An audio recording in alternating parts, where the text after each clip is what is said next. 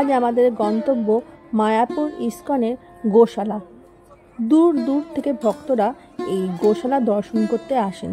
চলুন তাহলে জেনে নেওয়া যাক কিভাবে যাব আমরা এই গোশালাতে এবং কী বা আছে সেখানে। মায়াপুর ইস্কনে গোবিন্দা যে রেস্টুরেন্ট আছে তার ঠিক পাশেই রয়েছে গুরুকুল রোড, আর সেখান থেকেই যাচ্ছে গরুর গাড়ি অথবা টোটো এই গোশালাতে। আমরা গিয়েছিলাম চন্দ্রদাই মন্দিরের সামনে থেকে টোটো করে, পার হেড নিয়েছিল 15 টাকা, আর গরুর গাড়িতে গেলে পার হেড পড়বে 10 টাকা করে। কৃষ্ণের অত্যন্ত প্রিয় ও কাছে ছিল গোমাতা, সেদিকে লক্ষ্য রেখেই মায়াপুর ইস্কনে একটি গোশালা তৈরি করা হয়েছে, যাতে বিভিন্ন প্রজাতি কয়েকশো বিশালাকার গরু আছে, যা দেখে আপনারা নিশ্চয়ই আশ্চর্য হবেন। এই গরুগুলোকে অত্যন্ত যত্ন সহকারে এখানে পালন করা হয়। দূর দূর থেকে ভক্তরা এই গোশালা দর্শনের জন্য আসেন, যেমন আমরা যাচ্ছি। আর ভক্তরা চাইলে আপনারা যদি চান এখানেতে অর্থ দান করতে পারেন। আপনারা চাইলে একদিন কি দুদিনের জন্য গোমাতার খরচ আপনারা বহন করতে পারেন আপনাদের সাধ্য মতো। তার জন্য গোশালা কর্তৃপক্ষের সঙ্গে যোগাযোগ করতে হবে। এই গোশালা থেকে উৎপন্ন দুধ এবং দুগ্ধজাত দ্রব্য মায়াপুর ইস্কনের কাজে লাগানো হয়। ইস্কনের বিভিন্ন পূজা অর্চনা বা অন্যান্য প্রসাদ এগুলো তৈরিতে এই দুধ ব্যবহৃত হয়। এছাড়া এক্সট্রা যে দুধ থাকে সেটা দিয়ে ক্ষীর, লস্যি, দই এগুলো বানানো হয়। কয়েকশো গরু নিয়ে গঠিত এই বিশালাকার গোশালা দেখাশোনার জন্য একাধিক লোক আছে, যারা দিন রাত এই গোশালার পরিচর্যা করে যাচ্ছেন। শুধু গোশালা নয়, মায়াপুর ইস্কনের সাথে একাধিক লোক ইস্কনের সেবার সঙ্গে যুক্ত আছে।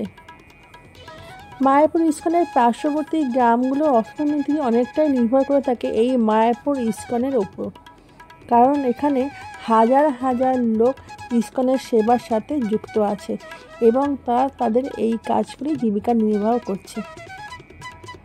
এখানে দেখুন প্রায় 400-র বেশি গোমাতা আছে এবং নন্দী মহারাজও আছে। আর গরুর গাড়ি টানার ক্ষেত্রে এই নন্দী মহারাজদের ব্যবহার করা হয়, গোমাতাদের নয়।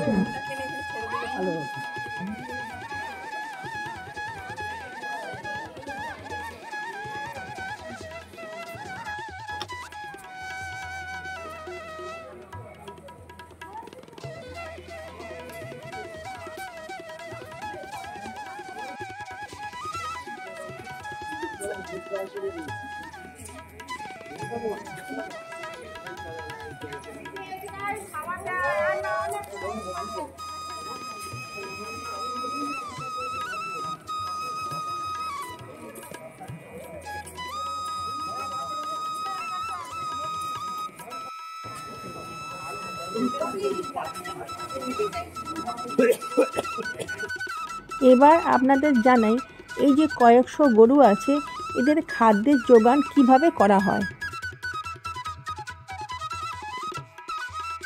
মায়াপুর ইস্কনের পিছনে ইস্কনের যে বিশাল পরিমাণ জমি রয়েছে তাতে উৎপন্ন করা হয় এই গরুদের খাবার জন্য ঘাস। এই যে এখানে এই ঘাস যে উৎপাদন করা হচ্ছে এই ঘাসই গোমাতাদের খাবার হিসেবে ব্যবহার করা হয়।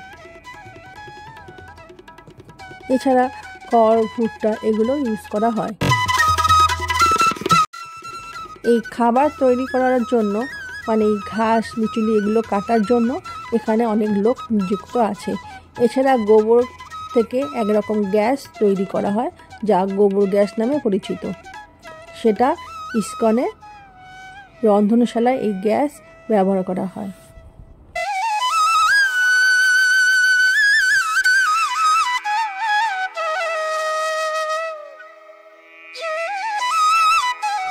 এখানে গো মাতাদের খাবার রয়েছে, এগুলো আপনারা চাইলে খাওয়াতে পারেন কিনে নিয়ে।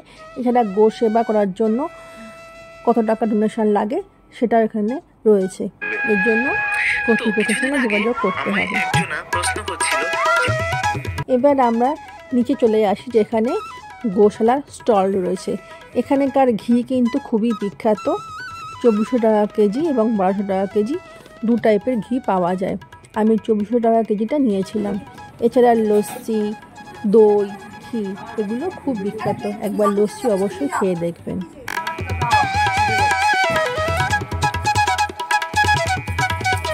এই হলো মায়াপুরের গোশালা। কেমন লাগলো আজকের এই ব্লগটি অবশ্যই জানাবেন। খুব তাড়াতাড়ি আবার একটা নতুন ব্লগ নিয়ে চলে আসবো। সবাই ভালো থাকবেন। Bye bye.